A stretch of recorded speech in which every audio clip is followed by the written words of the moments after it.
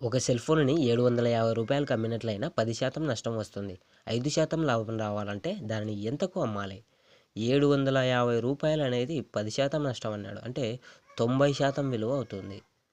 750 అనేది 90% విలువ అవుతుంది. 5% లాభం రావాలి. 5% లాభం అంటే 105% విలువ అవుతుంది.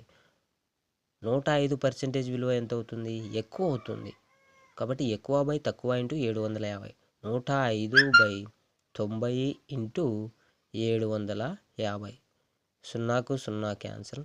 3 మూరల 9, 3 రెండ్ల 6, 15 ఉంటుంది. 3 ఐదుల 15. 3 ఒకట్లు 3 మూరల 9, 15 ఉంటుంది. 3 ఐదుల 15.